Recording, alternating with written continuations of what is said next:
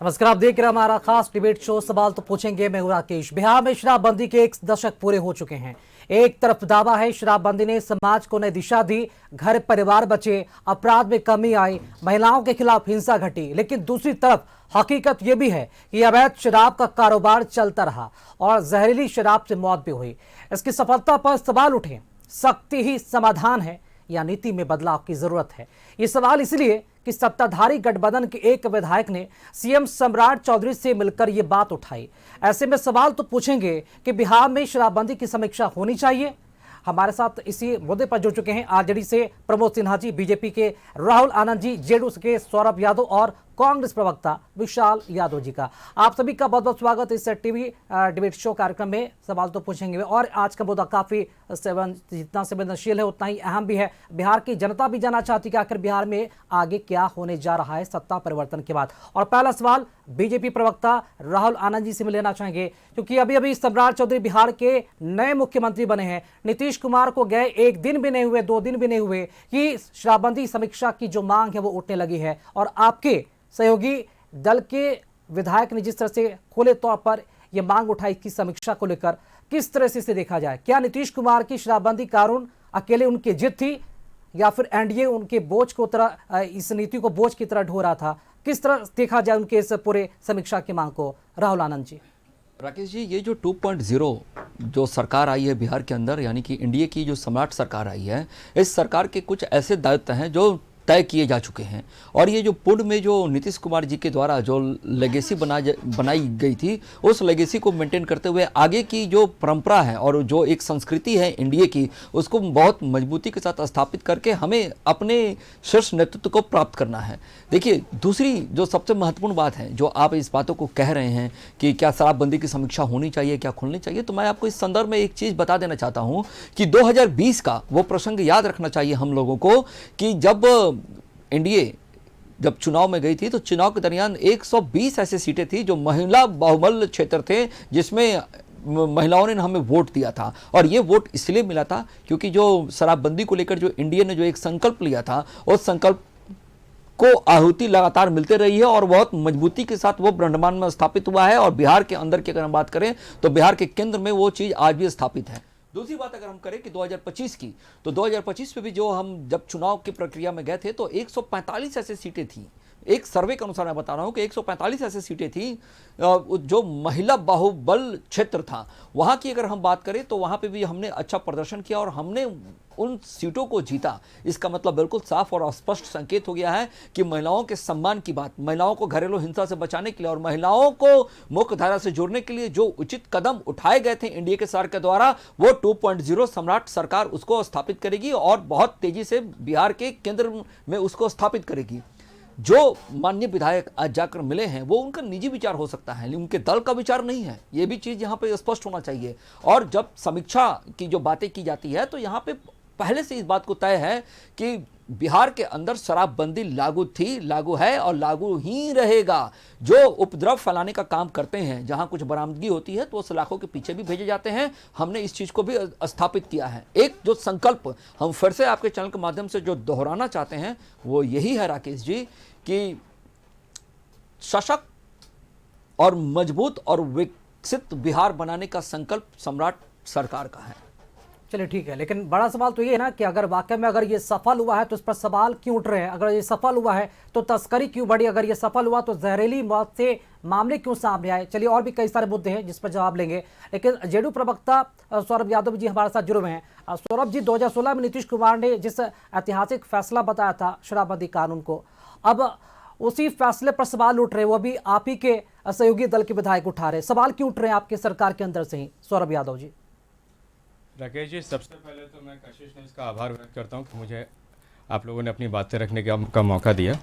अभी सम्राट चौधरी जी को शपथ लिए हुए महज 48 घंटे भी नहीं हुए हैं और नीतीश कुमार जी का इतना बड़ा ऐतिहासिक फैसला जो 2016 से लगातार निरंतर एक शैली में जुड़ा हुआ है, एक विकास कार्य में जुड़ा हुआ है, उस पर सवालिया निशान उठने लगा कि शराब चालू हो जाना चाहिए, शराब खुल जाना चाहिए, उस पर समीक्षा हो जानी चाहिए। जिस तरीके से नीतीश कुमार जी ने ऐतिहासिक काम किया है, वो बिहार में इतिहास रचने का काम किया। जिस तरीके से महिलाओं के प्रति उन्होंने अपना रुझान दिखाया राकेश जी, इससे ये समझ में आता है कि महिलाएं बढ़ चढ़कर मतदान करती है। अगर शराबबंदी में इतना ही परेशानी था, शराबबंदी इतना ही दिक्कत था, तो वो 5 बार से जनता के बीच जा रहे हैं, क्यों उनको लोग जिता रहे हैं?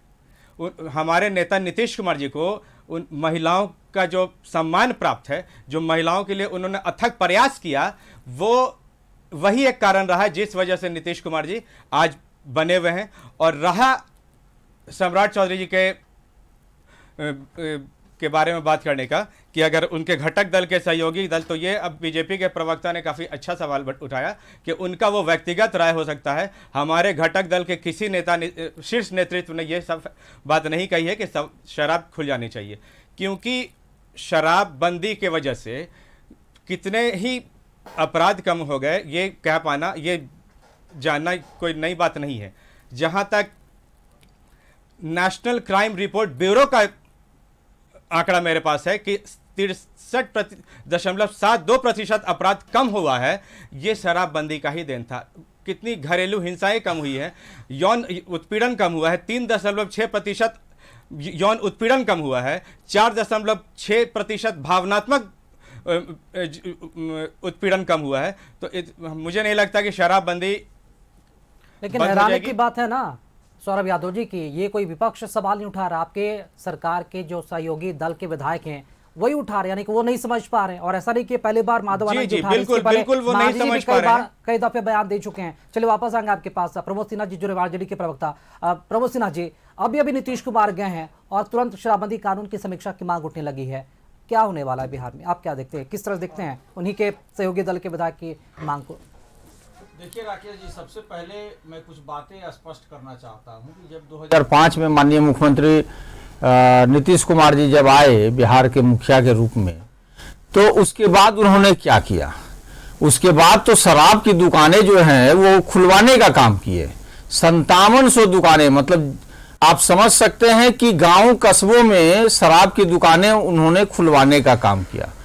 राष्ट्रीय जनता दल लगातार जो है, उस समय हम लोग विपक्ष में थे, लगातार हम लोग यह मांग करते थे कि हमको ये जो शराब नीति है उसमें बदलाव हो, और उसको लेकर के हम लोग पूरे बिहार में राज्यव्यापी आंदोलन करने का काम किए थे।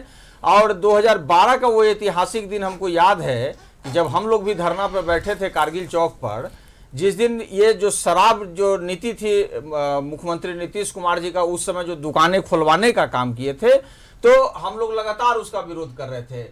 2015 में हम लोग साथ में आए, सरकार में शामिल हुए हम लोग, और महागठबंधन की सरकार बनी, तो हम लोगों ने ऐतिहासिक ये फैसला लेने का काम किया कि बिहार में जो है पूर्णतः शराबबंदी लागू की गई। हम लोगों ने मानव श्रृंखला तक बनाने का काम किया, बहुत सारे चीजें हुई उस दौरान। और उसके बाद आप देखिए कि हम लोग जब सरकार से अलग हुए तो किस प्रकार से जो शराब नीति बिहार के लिए एक अच्छा कदम था और एक महत्वपूर्ण और ऐतिहासिक फैसला था, लेकिन दृढ़ इच्छा शक्ति के कहीं न कहीं अभाव के कारण जो है ये चीज धरातल पर उतर नहीं पाया, और उसी का यह प्रतिफल रहा कि सिर्फ जहरीली शराब से स्पष्ट आंकड़ा बतलाता है कि 1300 से अधिक जो है मौतें सिर्फ जहरीली शराब से हुई है। अभी हाल के दिनों में आप पिछले मई और अप्रैल माह, बिल्कुल, ये तो आंकड़े लगातार सामने भी आते रहे। प्रमोद सिन्हा जी, एक अहम सवाल इसी पर है कि शराबबंदी की समीक्षा की अगर मांग उठ रही है तो विपक्ष क्या चाहता है? विपक्ष का रुख क्या है? क्या नहीं। इसमें और भी सख्ती हो और इसे आगे जारी रहे या फिर खत्म हो बिहार? राकेश जी, आपने बीच में रोक दिया, लेकिन मैं आपके ही प्रश्नों का जवाब दे देता हूं, चूंकि बहुत सारी चीजें हैं और सवाल जो है लगातार जो है सत्ता पक्ष में बैठे हुए जो इनके घटक दल हैं, चाहे आप जीतन राम मांझी जी को देख लीजिए, ये अभी भारतीय जनता पार्टी के प्रवक्ता बोल रहे थे कि उनका व्यक्तिगत बयान हो सकता है, लेकिन जीतन राम मांझी तो एक बार नहीं अनेकों बार उन्होंने बोलने का काम किया इस शराबबंदी को लेकर के। अभी जिस उपेंद्र कुशवाहा जी के पार्टी के विधायक का जो चर्चा कर रहे थे, जब मुख्यमंत्री नीतीश कुमार जी थे उस दौरान भी उन्होंने समीक्षा की बात कही थी। तो सवाल उठता है कि जिस प्रकार से आपने व्यवस्था दे रखा है, जिस शराबबंदी वाले राज्य में अगर जहरीली शराबों से मौत हो जाती है तो सवाल लोग उठाते हैं, उठाएंगे, लेकिन हमारा मानना है कि ये शराबबंदी जो कानून है उसको और सख्ती से लागू किया जाए जमीन स्तर पर। देखिए कहाँ है कि जब तक सरकार की जो दृढ़ इच्छा शक्ति जो है जब तक दृढ़ नहीं होगी, वो मजबूती से उस अपने चलिए सख्ती नीतियों से का लागू, एक वापस सेकंड सुन वापस लीजिए आएंगे, राकेश जी, वापस अपने- फिर से आ जाएंगे। अपने नीतियों विशाल का यादव जब जी तक वो भी क्रियान्वयन नहीं करा पाएगी, ठीक है, तब तक वो नीतियां काम नहीं लेकिन करेगी। शायद वो नीतियां धरातल पर उस तरह से उतर नहीं पाई है ना। शायद ये वजह की तस्करी भी लगातार जारी है, जहरीली मौत से मामले भी लगातार सामने आते रहते हैं। अगर नीतियां काम कर रही हैं सही तरीके से तो इस तरह के मामले नहीं होने चाहिए थे। और सरकार के अंदर से खुद अगर आवाजें उठ रही हैं तो क्या वाकई में असहमति है इस पूरे मसले पर एनडीए के भीतर? ये भी एक बहुत बड़ा प्रश्न खड़ा उठता है। विशाल यादव जी, इस पूरे प्रकरण को आप किस तरह से, और विपक्ष कांग्रेस पार्टी किस तरह से देख रही है? सरकार के सहयोगी दल के विधायक इस पर सवाल उठाते नजर आ रहे हैं। क्या बिहार में शराबबंदी कानून पूरी तरह से फेल साबित हो गई है जिस वजह से समीक्षा की मांग उठ रही है, या फिर पूरी तरह से सफल हो गई है? बच्चा बच्चा हर लोग जान गए कि शराब पीना बुरी बात है, अगर खुल भी जाए तो इसे हाथ मत लगाना। देखिए राकेश जी, बिहार में शराबबंदी कानून कांग्रेस पार्टी की जब सरकार में थी, 2016 में महागठबंधन की जब सरकार थी, तो हम लोगों ने सब लोगों ने मिलकर बिहार विधानसभा से शराबबंदी कानून को पारित किया था। कुछ परिस्थितियों के कारण भाजपा ने भी उसको समर्थन किया था, लेकिन आज जो जिस तरह से बिहार में सरकार का परिवर्तन हुआ है, हमको लगता है कि शराबबंदी को वापस से शुरू करने के लिए ही परिवर्तन हुआ है। नीतीश कुमार जी जब मुख्यमंत्री थे तब भाजपा के नेता और जदयू के नेता जेन के प्रकार सत्ता के संरक्षित में शराब बिकता, तो हम नहीं, ये तमाम रिपोर्ट कह रहा है। भाजपा के सांसद आदरणीय राजीव प्रताप रूढ़ी जी के एम्बुलेंस में कई लीटर शराब पकड़ी गई, क्या कार्रवाई हुआ? कोई कार्रवाई नहीं। जदयू के बड़े बड़े नेताओं के जदयू की गाड़ी झंडा लगी गाड़ी में शराब पकड़ी गई, लेकिन कोई कार्रवाई नहीं हुआ। कार्रवाई क्यों नहीं हुआ? क्योंकि सत्ता संरक्षित शराब की तस्करी की जा रही थी। माननीय मुख्यमंत्री जी जब पहली बार बिहार के नीतीश कुमार जी मुख्यमंत्री बने थे 2005 के समय, हर गली हर मोहल्ला 300 मीटर के दूरी पर शराब की दुकानें खोली गई, और ये लोग अब शराबबंदी की बात करते हैं। अभी तो केवल उपेंद्र कुशवाहा जी की पार्टी के लोग क्या हैं, तमाम बीजेपी जेडीयू और उनके गठबंधन के लोग लगातार बिहार में शराबबंदी खोलने के समर्थक रहे हैं। कांग्रेस पार्टी शराबबंदी कानून के समर्थन में है, हम 2016 में भी थे और 2026 में भी हैं। इनके जैसे नहीं कि कभी समर्थन में कभी विरोध में। कांग्रेस पार्टी बिहार की महिलाओं के लिए, बिहार के आम जनता के लिए शराबबंदी कानून के समर्थन में है। और शराबबंदी 1300 लोगों की शराबबंदी कानून की विफलता का कारण जान गया। अगर दीपक जी हमारे घर में शराब मिलता है तो हम जेल जाते हैं, और बिहार में अगर शराब मिलता है तो बिहार के मुखिया जेल क्यों नहीं जाएंगे? बिहार के आला अधिकारियों पर कार्रवाई क्यों नहीं होगा? शराबबंदी कानून पूरी तरह से सत्ता संरक्षित लोगों ने उसको कमजोर करने का काम किया। जब हमारी सरकार थी, महागठबंधन की सरकार थी, कांग्रेस पार्टी की सरकार थी, तो शराबबंदी जब दृढ़ निश्चय से शराबबंदी कानून सफल हुआ था। लेकिन जैसे ही हम सत्ता से थोड़ा हटे, भाजपा जदयू को जब मौका मिला, तब जिस तरह से शराब की तस्करी बिहार में हुआ, सरकारी एम्बुलेंसे में हुआ, सरकारी गाड़ियों में हुआ, वो किसी से छिपा हुआ नहीं है। चलिए ठीक है, जवाब ले लेते हैं। राहुल आनंद जी बीजेपी के साथ, बीजेपी प्रवक्ता हमारे साथ मौजूद है, खुद सत्ताधारी पार्टी के जो नेता हमारे साथ मौजूद हैं। राहुल आनंद जी, आप मानते हैं बिहार में शराबबंदी पूरी तरह से सफल है?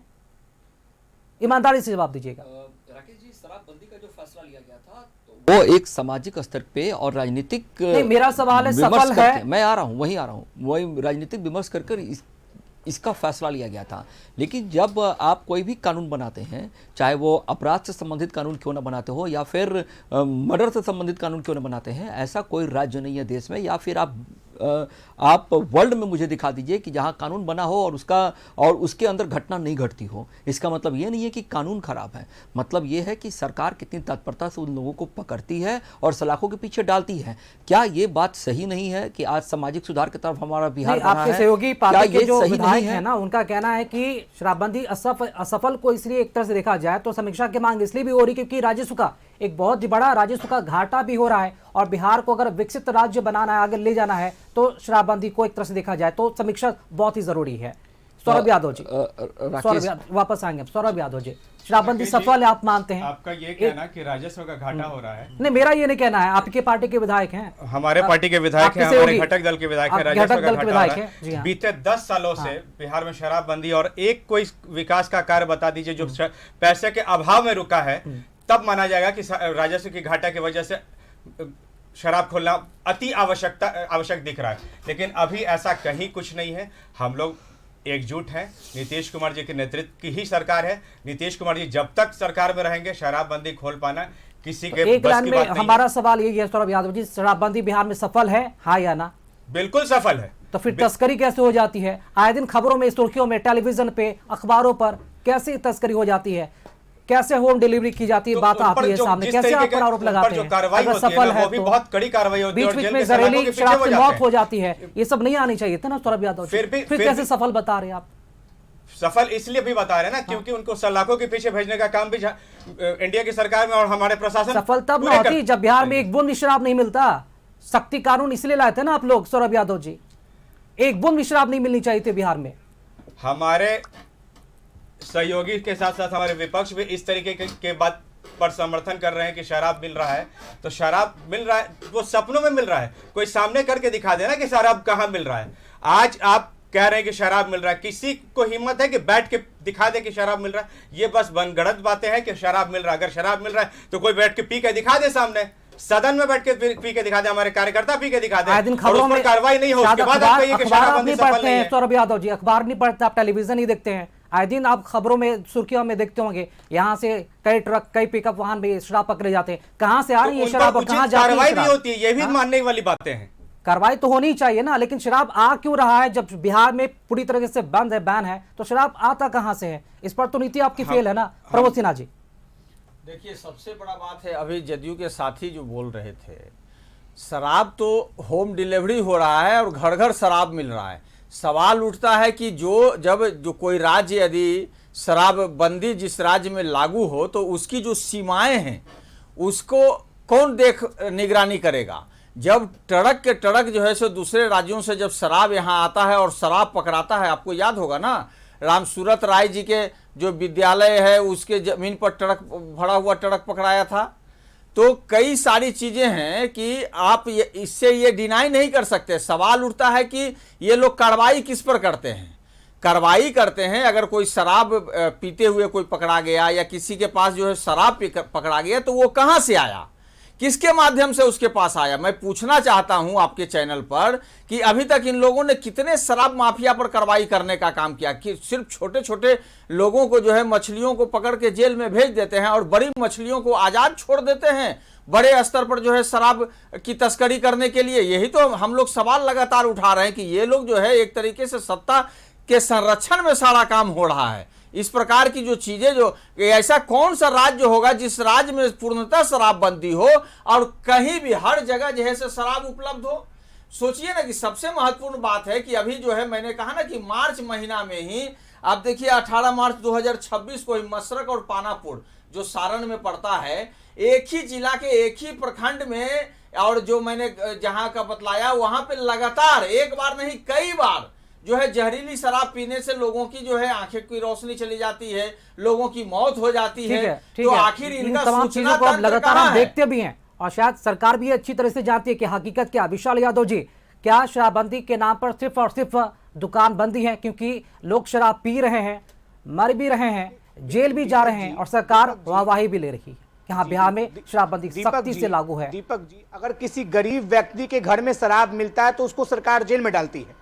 बिहार का मुखिया जो है, अगर बिहार में शराब मिल रहा है तो बिहार के मुखिया पर कार्रवाई होना चाहिए कि नहीं होना चाहिए?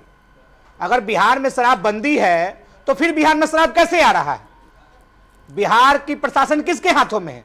कौन बड़े बड़े ट्रक से दारू मंगवा रहा है?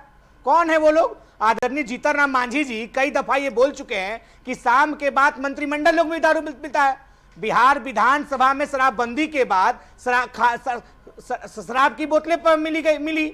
कौन शराब की बोतलें पहुंचाया बिहार विधानसभा में? बिहार विधानसभा के उस समय के स्पीकर कौन थे? आदरणीय विजय सिन्हा जी थे। क्या कार्रवाई की उस पर?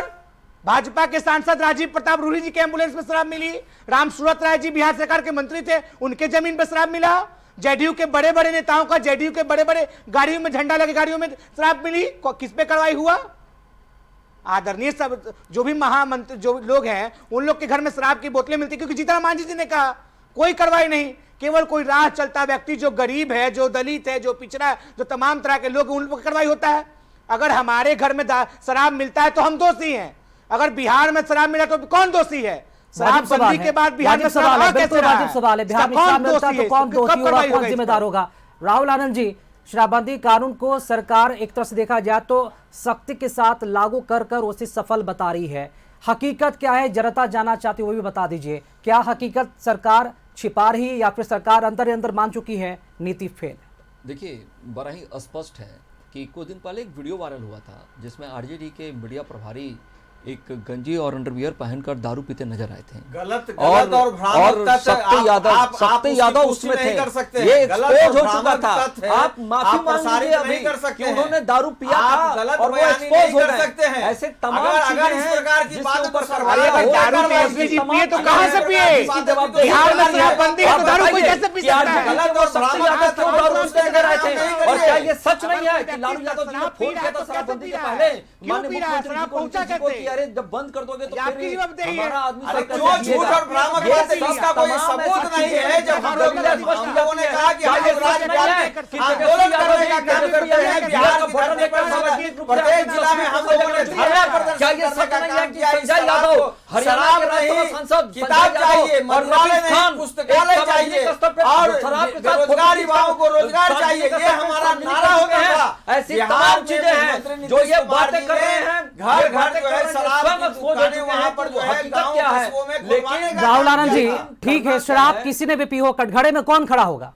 कटघरे में कौन खड़ा है? सरकार जिम्मेदारी लेती है तभी उन लोगों को सलाखों के पीछे डालती है। और आप किसी का मर्डर कर दीजिए और मर्डर करने के बाद उसके ऊपर कार्रवाई अगर नहीं होती है तो कहिए कि चीजें गलत हैं। अगर कानून बनता है, समस्याएं आती है तो उसका समाधान भी होता है।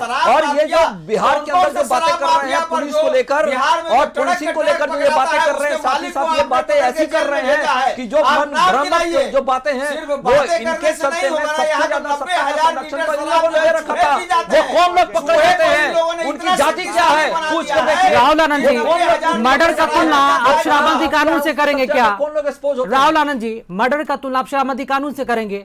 अगर कोई मर्डर करता तो फांसी की सजा होना चाहिए, कोई शराब पीता तो क्या उसे फांसी की सजा आप देते हैं क्या? और मिलना चाहिए क्या? मैं यही कह रहा हूं कि जब कभी फिर भी दोनों का अपराध को कंपैरिजन नियंत्रण ठीक करने नहीं के है। लिए कोई भी कानून बनता है तो इसका मतलब ये नहीं है कि उसमें लोग अपराध नहीं करते हैं। मर्डर लोग के लिए करते कानून हैं, बने हुए हैं, लेकिन हत्या के लिए अलग तत्परता कानून है। कौन रोक सकता है? शराबबंदी के लिए आपने अलग कानून बनाया है। सरकार जवाबदेही लेती है। राहुल आनंद लेती है। जी, शराबबंदी कानून के लिए, शराबबंदी के लिए अलग कानून बने हैं, उस कानून का पालन नहीं हो रहा ना, लोग नहीं कर रहे हैं। जहां सरकार है वहां क्राइम रोक पाए हैं क्या? ये क्राइम नहीं रोक पाएंगे, क्राइम नहीं रोक पाएंगे, लेकिन उसके तत्परता से काम कौन करता है ये मायने रखता है। राकेश जी, एक तरीके से हमने चालू पकड़ा, करने की बात हमने कर रहे हैं, एक्सपोज किया और खत्म करने की हमने बात कर बिहार रहे की हैं, जनता तो को कहीं ना कहीं स्वाभिमान को भी बचाया। नहीं, अब तो लग रहा है कि कहीं ना कहीं प्रेशर नीतीश कुमार के जाने के बाद प्रेशर आना शुरू हो गया कि बिहार में शायद शराबबंदी खोल देनी चाहिए। मानकर यही चला जा रहा है, जिस तरह सरकार के सहयोगी दल के विधायक ने जो समीक्षा की मांग उठाई है, बिहार में क्या शराबबंदी जारी रहेगी या फिर खत्म होगी? सौरभ यादव जी, नीतीश कुमार क्योंकि अब नहीं है बिहार में। नीतीश कुमार जी आज भी है, नीतीश कुमार जी सदैव है। मुखिया बदल गया है, इसका यह मतलब नहीं है कि नीतीश कुमार जी नहीं है। उनका मार्गदर्शन हमारे सम्राट जी को हमेशा प्राप्त रहेगा। और बिहार में आगामी इसके पहले सौरभ यादव जी, आपको याद है नीतीश कुमार से कोई भी नेता पहुंचा है शराबबंदी की समीक्षा करने? मुख्यमंत्री रहते हुए सम्राट चौधरी के पास तो पहुंच गए हैं एक दिन में मुख्यमंत्री बनने के यही तो मेरा कहने का मतलब है कि अभी 48 घंटे भी नहीं हुए सम्राट चौधरी जी को शपथ लिए हुए और किसी की इतनी हिम्मत हो गई कि वो शराबबंदी की समीक्षा करने के लिए नीतीश मुख्यमंत्री जी के पास चले गए। नीतीश कुमार जी के रहते ये संभव नहीं हो सकता था। नीतीश कुमार जी को ये गद्दी नहीं छोड़ना चाहिए था, क्योंकि नीतीश कुमार जी जानते थे, नीतीश कुमार जी को जरा सा भी ये पता होता कि अगर शराब इतनी बड़ी बातें होंगी तो वो ये गलती नहीं करते। लेकिन फिर भी हमारे घटक दल में, लेकिन सौरभ यादव जी, नीतीश कुमार जब मुख्यमंत्री थे उस वक्त भी तो मांग उठी थी ना, मांझी जी लगातार शराबबंदी या समीक्षा को लेकर मांग उठाना उनका व्यक्तिगत है। मांग उठाना कोई भी उठा सकता है। वो उनके मांग को वो चालू कर दिए क्या शराब बिहार में? ऐसा कहीं नहीं है। वो जीतन राम मांझी हो या माधव आनंद जी हो, उनका अपना व्यक्तिगत राय हो सकता है जनता के बीच की राजस्व का घाटा है। अगर राजस्व का घाटा है तो आप बीते 10 सालों में बिहार के सर्वांगीण विकास में कोई एक योजना बता दीजिए जिसमें जो पैसे के अभाव में नहीं हो सका है, जिसमें चलिए ठीक है, जिसमें शराबबंदी का पैसा नहीं रहने के। विशाल यादव जी, विशाल यादव जी, दीपक जी, शराबबंदी को लेकर ये और इनकी सरकार कितना सीरियस है? माननीय सांसद नीतीश कुमार जी जब वो बिहार के मुख्यमंत्री थे, उनका ऑन रिपोर्ट था, अरे पिएगा तो मरबे ना करेगा। एक सूबे का मुख्यमंत्री अगर ऐसा बयान देगा तो शराब तस्करों को, शराब माफियाओं को इससे मनोबल नहीं मिलेगा तो और क्या बनेगा? अरे कैसे कोई पी सकता है बिहार शराबबंदी कानून में? अगर बिहार में शराबबंदी है और शराब पहुंच रहा है तो कैसे पहुंच रहा है? अभी भाजपा के प्रवक्ता ने आरोप लगाया कोई व्यक्ति शराब पिया तो कैसे पी लिया। सवाल में तो आप खड़े हो रहे हैं, आपकी सरकार, मुख्यमंत्री आपका, गृहमंत्री आपका, प्रशासन आपका, और कोई व्यक्ति शराब पी ले रहा है, शराब पीकर बिहार में भ्रमण कर रहा है। क्या कार्रवाई की आप? जब बिहार का मुख्यमंत्री ऐसे बोलेगा कि पिएगा तो मरबे न करेगा, तो शराब माफियाओं को, शराब तस्करों को इससे मनोबल मिलेगा। इससे स्पष्ट है कि सत्ता संरक्षित शराब माफिया, सत्ता संरक्षित शराब का तस्कर बढ़ाया गया था।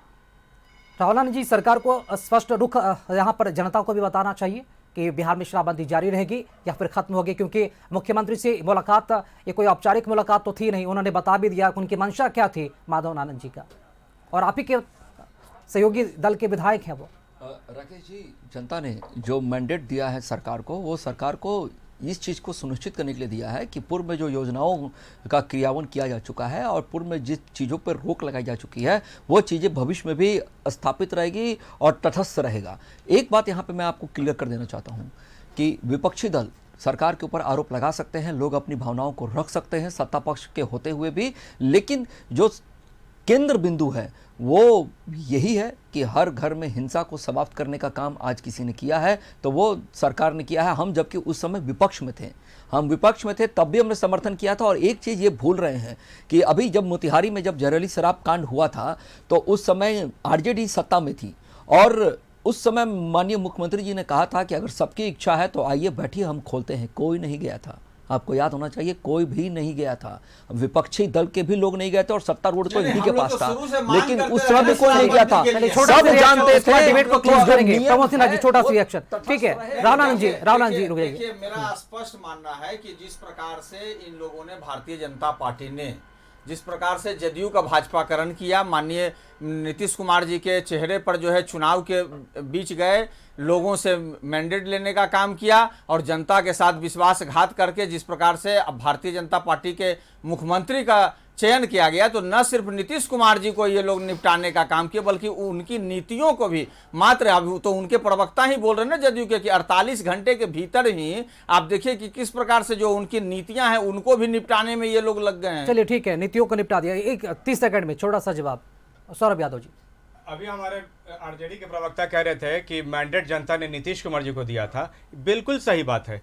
तो मैं ये कहना चाहता हूं कि 1996 में राबड़ी देवी जी को जनता ने मैंडेट दिया था, उन्होंने मुख्यमंत्री पद की जो शपथ कोई राज का मुख्यमंत्री, कोई राज का जनता ने मैंडेट दिया था। मैंने राज्यसभा जाने के लिए मुख्यमंत्री का पद का त्याग करता है क्या?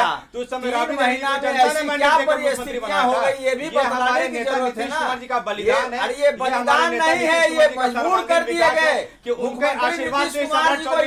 तो चलिए, समय का अभाव, फिलहाल इस डिबेट शो को यहीं पर खत्म करना पड़ेगा। राहुल आनंद जी, सौरभ यादव जी, विशाल यादव जी, प्रमोद सिन्हा जी, आप सभी का बहुत बहुत ही शुक्रिया इस डिबेट शो का हिस्सा बनने के लिए। लेकिन अभी भी सवाल वही रहेंगे कि बिहार में शराबबंदी, नीतियां कम, राजनीति ज्यादा, ऐसे में यह बड़ा फैसला एक बदलाव है राजनीति के लिए, या फिर सामाजिक बदलाव एक मजबूत कदम है, या फिर कुछ और?